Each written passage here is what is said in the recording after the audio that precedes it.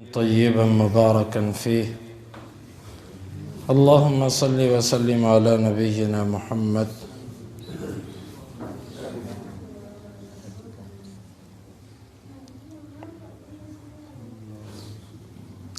امام بخاری کہتے ہیں کہ ہمیں بیان کیا ابو الیمان نے، وہ کہتے ہیں ہمیں خبر دی شعیب نے زہری سے، اور وہ کہتے ہیں کہ ہمیں بیان کیا اسماعیل نے، وہ کہتے ہیں مجھے بیان کیا میرے بھائی نے سلیمان سے۔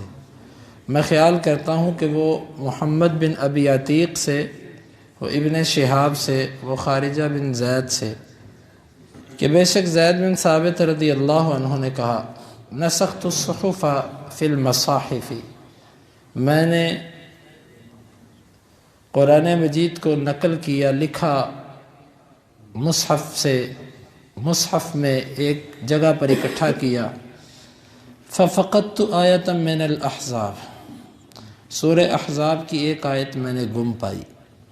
کنت اسمع رسول اللہ صلی اللہ علیہ وسلم یقرأ بها، اللہ کے رسول صلی اللہ علیہ وسلم کو میں سنا کرتا تھا، آپ اس کو پڑھا کرتے تھے۔ فلم اجدها الا مع خزیمۃ بن ثابت، لیکن جب لکھنے کی باری آئی تو مجھے گواہی کے طور پر صرف خزیمہ بن ثابت ملے، جو کہ انصاری تھے۔ الذی جعل رسول اللہ صلی اللہ علیہ وسلم شہادتہ شہادت رجلین، وہ جن کی گواہی اللہ نے دو آدمیوں کے برابر کر دی تھی۔ وَهُوَ قَوْلُهُ، اور وہ آیت یہ تھی من المؤمنین رجال صدقوا ما عاہدوا اللہ علیہ۔ زید بن ثابت انصاری صحابی تھے، یہ وہی عظیم صحابی ہیں جو بڑے قاری اور بہت بڑے عالم تھے۔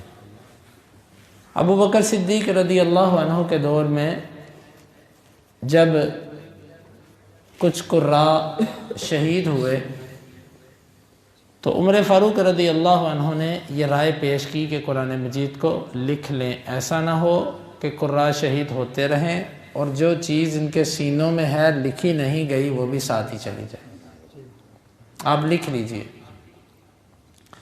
ابو بکر صدیق رضی اللہ عنہ پہلے اس کام کے لیے تیار نہ ہوئے، کہا نہیں، جو کام اللہ کے رسول صلی اللہ علیہ وسلم نے نہیں کیا وہ میں نہیں کر سکتا۔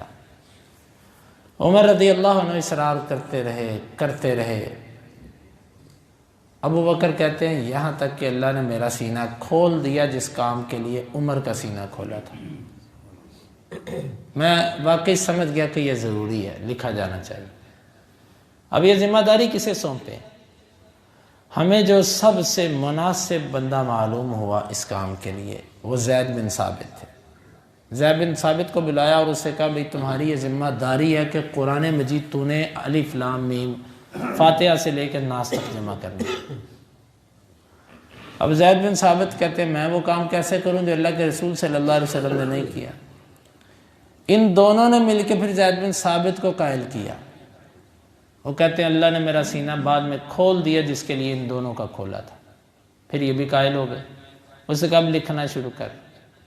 زید بن ثابت کہتے ہیں کہ مجھے اگر یہ کہتے ہیں نا کہ ایک پہاڑ یہاں سے اٹھا کے دوسری جگہ لے جاؤ تو میرے لیے وہ کام مشکل نہیں تھا اس کی بنسبت، یہ کام میرے لیے بڑا مشکل، کیوں؟ اس میں یہ جمع کرنا تھا کہ یہ اللہ کی وحی ہے، اللہ کی طرف نسبت تھی کہ یہ وہ آیت ہے جو اللہ نے اتاری، اگر میرے سے ایک حرف کی بھی کمی بیشی ہوگی تو میرا کیا بنے گا؟ اللہ کا ڈر تھا جس کی وجہ سے وہ اتنی بڑی ذمہ داری قبول کرنے سے ڈر رہے تھے کہ کیسے میں اتنی بڑی ذمہ داری قبول کروں، اگر اس میں کچھ کمی کوتاہی میرے سے ہو گئی، کچھ رہ گیا یا کچھ زائد ہو گیا تو کیا بنے گا میرا۔ خیر اللہ تعالیٰ نے ان کی مدد کی، یہ عظیم کام زید بن ثابت نے کر دیا۔ طریقہ کار یہ تھا ہر آیت کو پہلے لکھا ہوا تلاش کرتے، کس کے پاس پڑا ہے۔ اعلان کیے گئے تھے، لوگ لکھا ہوا لے کر آ رہے تھے، کوئی ہڈی پر لکھا ہوا، کوئی چمڑے پر لکھا ہوا، کوئی پتے پر لکھا ہوا، کوئی کسی صفحے پر لکھا ہوا، جس کے پاس جہاں لکھا ہوتا تھا، کسی کے پاس کپڑے پر لکھا ہوا، جس کے پاس جو لکھا ہوتا تھا، قرآن کی آیت 2 آیتیں 10 آیتیں 15 آیتیں 20 سورت وہ لے کر آتا۔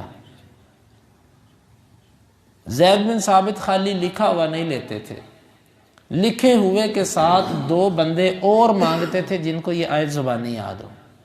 مثلا ایک بندہ لکھ کر لے آیا نا کہ جی یہ میرے پاس لکھی ہوئی آیت ہے، زید بن ثابت کو پتہ بھی ہوتا تھا یہ آیت ہے، اس کے علاوہ وہ اعلان کرتے تھے مجھے 2 ایسے بندے چاہیے اس کے علاوہ جو مجھے زبانی یہ آیت سنائیں کہ ہم نے اللہ کے رسول سے سن کے یاد کی ہوئی ہے۔ کون ہے 2 صحابہ کرام کی گواہیاں لیتے جن کو زبانی یاد ہوتا اور لکھا ہوا بھی مل جاتا، یہ 3 گواہیاں بنتی تو وہ اس کو نوٹ کرتے تھے۔ ہوا اس طرح کہ یہ جو آیت ہے نا من المؤمنین رجال صدقوا ما عاہدوا اللہ علیہ، ایک یہ اور ایک روایت کے مطابق ایک اور آیت ہے، یہ 2 آیتیں لکھی ہوئی تو مل رہی تھیں لیکن ان پر گواہ نہیں مل رہا تھا، اور ہماری اس کتاب کے مطابق، اس حدیث کے مطابق اس آیت پر گواہ نہیں مل رہا تھا، لکھا ہوا مل رہا تھا۔ اور خود زید بن ثابت کہتے ہیں مجھے بھی پتا تھا، میں نے بھی اللہ کے نبی صلی اللہ علیہ وسلم کو یہ پڑھتے ہوئے سنا تھا، خود بھی گواہ ہیں لیکن قاضی اور جج اپنی گواہی نہیں ڈالتا، اپنی گواہی نہیں ڈالتے تھے، وہ اپنے علاوہ 2 گواہ لیتے تھے، لکھا ہوا مل گیا، خود بھی یاد ہے کہ اللہ کے نبی نے یہ پڑھا لیکن 2 گواہ نہیں مل رہے تھے۔ تلاش کرتے کرتے کرتے کرتے خزیمہ بن ثابت ملے، خزیمہ بن ثابت ایک ہے، دوسرا بندہ پھر چاہیے، لیکن خزیمہ بن ثابت وہ شخص ہے کہ جن کو اللہ کے نبی صلی اللہ علیہ وسلم نے یہ اعزاز دیا تھا کہ آپ اکیلے کی گواہی 2 بندوں کی گواہی کے برابر ہے۔ یہ موقع اس وقت پیش آیا تھا کہ جب آپ نے ایک بدوی سے سودا کیا جانور کا، آپ سائیڈ پہ گئے تو وہ پیچھے سے اس کو کسی نے زیادہ ریٹ لگایا، وہ مکر گیا۔ اللہ کے نبی صلی اللہ علیہ وسلم کہتے ہیں تیرا میرا سودا ہو، کہتا نہیں ہوا، گواہ لاؤ۔ ظاہر جس طرح کئی دکاندار کرتے ہیں، آپ ان کے پاس آواز دے بھی جائیں، گھوم کر آئیں گے، وہ ان کو زیادہ پیسے 2 روپے زیادہ ملیں گے، وہ سودا بیچ دیں گے، اس کو زیادہ پیسے نظر آئے، اس نے کہا ٹھیک ہے، اللہ کے نبی صلی اللہ علیہ وسلم نے کہا تیرا میرا سودا ہوا، کہتا گواہ کہاں تیرے پاس؟ اس کا ذہن تھا کہ گواہ پہ بات ڈالوں گا تو بات ختم ہو جائے گی۔ خزیمہ بن ثابت کہتے ہیں میں گواہی دیتا ہوں اللہ کے نبی صلی اللہ علیہ وسلم نے تیرے سے سودا کیا۔ اب وہ لوگ جیسے بھی تھے نا، وہ اصول کے کچھ نہ کچھ پابند تھے، ہمارے لوگ تو اصول کے پابند نہیں رہے نا۔ اب بدوی پھنس گیا، اس کو سودا کرنا پڑا، کیوں گواہ آ گیا۔ اب لوگوں نے جب کہہ دیا کہ یہ کیسے ہو سکتا ہے کہ وہ جھوٹ بولے، گواہی دی ہے اس نے، اور وہ لوگ جھوٹی گواہیاں دینے کے جلدی قائل بھی نہیں تھے، سودا ہو گیا۔ اللہ کے نبی صلی اللہ علیہ وسلم نے پوچھا خزیمہ تو نے یہ کیسے کہہ دیا، تو اس وقت نہیں تھا؟ کہا اللہ کے رسول صلی اللہ علیہ وسلم آپ جب ہمیں وحی کی خبر دیتے ہیں تو ہم اس پر یقین کرتے ہیں، اتنے بڑے معاملے میں آپ اتنے امین ہیں تو ایک جانور کے معاملے میں آپ جھوٹ بولیں گے؟ آپ نے فرمایا خزیمہ آج کے بعد تیری ایک کی گواہی 2 کے برابر۔ سب صحابہ کرام میں یہ اعزاز صرف خزیمہ بن ثابت کو حاصل تھا۔ زید کہتے ہیں بس مجھے وہ حدیث یاد آ گئی کہ اللہ کے نبی نے اس اکیلے کی گواہی 2 کے برابر کی ہوئی، تو میں نے پھر وہ آیت نوٹ کر لی، اس اکیلے خزیمہ کی گواہی کو 2 کے برابر کر۔ لیکن بعد میں 2 صحابہ کرام اور مل گئے جن کو یہ آیت یاد تھی، وہ بعد میں ملے، لیکن جب نوٹ کی اس وقت خزیمہ اکیلے تھے۔ تو یہ اس باب کے اندر اس آیت کا ذکر تھا من المؤمنین رجال صدقوا، تو اسی مناسبت سے یہ آیت ذکر کر دی کہ یہ آیت جب لکھنے کی باری آئی تھی تو اس وقت 2 گواہ کم پڑ رہے تھے، وہ اکیلا خزیمہ بن ثابت 2 کے قائم مقام ہوا۔ اس مناسبت سے اس آیت کو یہاں پر ذکر کیا گیا اس باب میں۔ آگے ہے باب عمل صالح قبل القتال، یہ باب ہے لڑائی سے پہلے نیک عمل کرنے کے بارے میں باب۔ ابو درداء کہتے ہیں انما تقاتلون باعمالکم، لوگوں یاد رکھنا تم جو لڑائی کرتے ہو نا اپنے اعمال کی بدولت کرتے ہو، اگر تمہارے نیک اعمال ہیں تو تمہاری لڑائی اللہ تعالیٰ کے ہاں بھی اچھی ہے، اگر تم برے اعمال کرتے ہو تو تمہارے لیے اس برے اعمال کا اثر تمہاری لڑائی پر ضرور آئے گا۔ اور اللہ تعالیٰ کا فرمان ہے یا ایھا الذین آمنوا لم تقولون ما لا تفعلون، اے ایمان والو تم ایسا کیوں کہتے ہو جو تم کرتے نہیں۔ کبر مقتا عند اللہ ان تقولوا ما لا تفعلون، بڑا برا ہے ناراضگی کے اعتبار سے اللہ کے ہاں کہ تم ایسی بات کہو جو تم کرتے نہیں ہو۔ ان اللہ یحب الذین یقاتلون فی سبیلہ صفا کانہم بنیان مرصوص، اللہ ان لوگوں کو پسند کرتا ہے جو اس کے رستے میں جہاد کرتے ہیں صف بنا کر، گویا کہ وہ سیسا پلائی دیوار ہے۔ امام بخاری کہتے ہیں مجھے بیان کیا محمد بن عبد الرحیم نے، وہ کہتے ہیں ہمیں بیان کیا شبابہ بن سوار الفزاری نے، وہ کہتے ہیں ہمیں بیان کیا اسرائیل نے ابو اسحاق سے، وہ کہتے ہیں میں نے برا رضی اللہ عنہ کو سنا، وہ کہتے ہیں اتن نبی صلی اللہ علیہ وسلم رجل مقنع بالحدید، اللہ کے نبی صلی اللہ علیہ وسلم کے پاس ایک آدمی آیا جس نے اپنے جسم کو، اپنی سر کو لوہے کی کھود کے ساتھ ڈھانپ رکھا تھا، زیرہ جس طرح پہنی جاتی ہے جسم پہ اور سر پر کھود وغیرہ پہنی جاتی تھی، جس طرح ہیلمٹ ہوتا ہے، ہیلمٹ کی طرح ایک جنگ میں پہنے جانے والی لوہے کی ایک کھود جس کو کہتے تھے وہ ہوتی تھی، تاکہ دشمن کی تلوار تیر جو سر پر لگے تو وہ اثر نہ کرے۔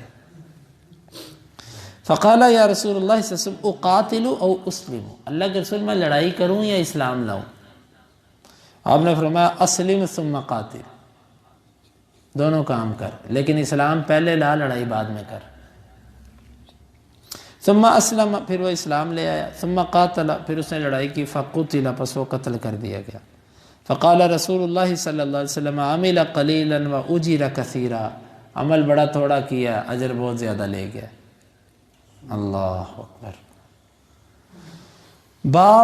باب میں یہ بات ہے کہ جہاد کے لیے جب تم نکلو تو اس سے پہلے نیک اعمال کر کے نکلو، کیوں؟ تمہاری لڑائی پر ان اعمال کا اثر آئے گا، تمہاری نیکیاں تمہاری لڑائی میں کام دیں گی، جتنے نیک اعمال کرو گے اللہ کے رستے میں اتنی مدد زیادہ آئے گی۔ اور جب تم برے کام کر کے نکلو گے نا، گناہ کر کے نکلو گے اور تمہارے اندر برائیاں ہوں گی، ان برائیوں کا اثر تمہاری لڑائی پر پڑے گا، اللہ کی مدد اتنی بعید۔ خلاصہ یہ اللہ کے رستے میں نکلنے کے لیے، جہاد کرنے کے لیے انسان کے اعمال جو ہیں وہ نیک ہونے چاہیے، یا وہ اس سے پہلے توبہ کر لے۔ اور یہ جو آیت امام بخاری نے ذکر کی ہے نا، اس آیت میں یہ ہے کہ تم ایسی بات زبان سے ظاہر نہ کرو لڑائی سے پہلے جو تم نے کرنی نہیں ہے، مطلب بڑی بڑی بات کر دو اور اس پر عمل تم نہ کرو۔ اللہ کو یہ بڑا برا لگتا ہے کہ تم کسی نیکی کا اظہار کر دو کہ میں ایسے کروں گا، پھر تم کرو نہ بعد میں۔ اللہ کو اس بات پہ بڑا غصہ آتا ہے کہ تو نے اگر یہ کام کرنا نہیں تھا تو نے کہا کیوں؟ جو کہنا ہے اس کو پورا کرو۔ یعنی کہ اس باب میں، آیت کی اور باب کی فضیلت یہ ہے کہ نیک عمل کو ظاہر کرنے کی فضیلت اس سے ثابت ہو رہی ہے۔ عزم اور ارادہ نیک اعمال پہ تم اگر کرتے ہو جہاد سے پہلے تو یہ ایک اچھی چیز ہے۔ واقعہ اس طرح ہوا کہ ایک شخص تھا جس کا نام عامر بن ثابت تھا، انصاری تھا۔ اس کو اس کی قوم کے لوگ اور سب لوگ، اللہ کے نبی اسلام پیش کرتے تھے، مسلمان ہو جا، مسلمان ہو جا، مسلمان ہو جا، یہ نہیں ہوتا تھا، اسلام نہیں لاتا تھا۔ جب جنگ احد ہوئی نا تو یہ اللہ کے نبی صلی اللہ علیہ وسلم کے پاس آیا، آگے کہنے لگا اللہ کے رسول میں بھی لڑوں گا، اب بس ایک کام بتا دیں، لڑائی کروں کہ مسلمان ہو جاؤں؟ آپ نے فرمایا دونوں کام کر، اسلام پہلے لا، لڑائی بعد میں کر، بس جس کا خاتمہ اللہ نے اچھا کرنا ہو۔ کہتا ٹھیک ہے۔ اور ابن حجر رحمہ اللہ نے ذکر کیا کہ اس کو پہلے اس کی قوم اسلام پیش کرتی تھی اور یہ نہیں قبول کرتا تھا۔ قبول نہ کرنے کی وجہ یہ تھی اس نے کئی لوگوں سے سود لینا تھا، اس سے کچھ قرض دیا ہوا تھا، اس پر سود تھا، اور اس کو یہ تھا کہ اگر میں نے اسلام لیا تو مجھے وہ سود چھوڑنا پڑے گا تو میرا پرافٹ جائے گا۔ اس سے کہتا تھا نہیں ابھی میں نے اسلام نہیں لانا، پہلے سود لے لوں پھر دیکھوں گا۔ تو بس ایک موقع آیا جنگ کا، اس کو غیرت آ گئی۔ بعض روایات کے اندر آتا ہے کہ جب یہ زخمی ہوا تو اس کو لوگوں نے پوچھا کہ تجھے اللہ کے رسول، تجھے تیری قوم کی غیرت لڑائی کے لیے لے کر آئی ہے یا اللہ اور اس کے رسول کی غیرت؟ کہتا اللہ اور اس کے رسول کی غیرت۔ اللہ کے نبی صلی اللہ علیہ وسلم کے پاس آیا، اللہ کے نبی صلی اللہ علیہ وسلم کو کہنے لگا اللہ کے رسول میں آپ کے ساتھ جہاد میں جاؤں گا۔ سر اس نے ڈھانپا ہوا، تلوار اس نے پکڑی ہے، اور ایک روایت میں آتا ہے کہ قوم نکل چکی تھی، اسے بعد میں پتہ چلا، پھر آیا پیچھے تلوار لے کے، کہا میں بھی لڑوں گا۔ آپ نے فرمایا پہلے اسلام لے آؤ۔ بس کہتا ٹھیک ہے، اسلام لایا، کلمہ پڑھا، لڑائی کی، دلیری سے لڑا، زخمی لوگوں کے اندر پایا گیا۔ سعد بن معاذ رضی اللہ عنہ جو اس قبیلے کے سردار تھے ان سے ملا، ان سے کہا کہ میں اللہ کے رسول صلی اللہ علیہ وسلم کے لیے اور اللہ کے دین کے لیے لڑا ہوں۔ آخری کلمات جو اس نے کہے سعد بن معاذ کو، سعد بن معاذ بڑے خوش ہوئے۔ بس اتنا کہنے کی دیر تھی تو یہ بندہ شہید ہو گیا۔ اب اس نے ایک نماز بھی نہیں پڑھی، ایک روزہ نہیں رکھا، اس نے ایک پائی بھی ثابت نہیں ہے کہ اس نے اس کے بعد صدقہ کیا ہو۔ حج عمرے والی تو بات ہی نہیں ہے، بس کلمہ پڑھا سچا، جا کر جہاد کیا، شہید ہو گیا۔ آپ نے اس کی شہادت کے بعد فرمایا عامل قلیلا و اجر کثیرا، عمل بڑا تھوڑا کیا اور اجر بڑا زیادہ لے گیا۔ عمل قلیل کا مطلب کیا ہے؟ یہ مطلب نہیں ہے اس نے جو عمل کیا تھا بڑا، عمل تو بڑا بھاری عمل تھا اسلام لانے والا، مطلب اس نے کوئی ایسا مشقت والی اسلام کی خاطر ابھی زندگی نہیں گزاری تھی، اسلام کے جو احکامات ہیں اس پر اس کو عمل کرنے کا موقع ہی نہیں ملا، صرف جہاد کیا اور اللہ کے راستے میں شہید ہو گئے۔ تو بعض لوگ ایسے ہوتے ہیں، ہمیں کسی کی برائی والی زندگی کے اوپر یوں تکبرانہ طنز نہیں کرنا چاہیے کہ جائے تو جس طرح کی زندگی گزارتا تیرے جیسے فاسق و فاجر کا انجام ایسے ہے ویسے ہے۔ ہمیں کیا پتا کہ اللہ نے اس کا خاتمہ کیسا رکھا ہوا ہے، اور کسی کو اپنی نیکی والی زندگی پہ فخر نہیں آنا چاہیے، کیا پتا خاتمہ کیسا ہے۔ اللہ سے ڈر کے زندگی گزارنی چاہیے۔ اب یہ اس کی ابتدائی زندگی کیسی تھی، بار بار اسلام پیش ہوا، نہیں قبول کر رہا، لیکن دیکھیں خاتمہ کیسا ہوا کہ زبان نبوت سے یہ کلمہ نکلا کہ عمل بڑا تھوڑا اور اجر بڑا زیادہ لے گیا۔ اللہ رب العالمین سے دعا ہے کہ اللہ تعالی ہمیں بھی اپنے رستے میں مقبول شہادت عطا فرمائے، اور اللہ تعالی ہمارا بھی خاتمہ ایمان پر فرمائے۔ تو یہ باب سے تعلق یوں بنا کہ نیک عمل لڑائی سے پہلے کرنا چاہیے، کیا پتہ اس لڑائی میں ہی جان نکل جائے تو بعد میں آپ کو اس نیک عمل کو کرنے کی توفیق ہی نہ ملے، موقع ہی نہ ملے۔ اس نے کہا تھا اللہ کے رسول اسلام لاؤ کہ لڑائی کروں؟ آپ نے فرمایا اسلام پہلے لے آ، لڑائی بعد میں کرنا، کیونکہ تیری لڑائی بھی تب قبول ہوگی جب تیرا نیک عمل ہوگا، اسلام ہوگا۔ جب تیرا اسلام نہیں تو تیری لڑائی کہاں سے قبول ہوگی؟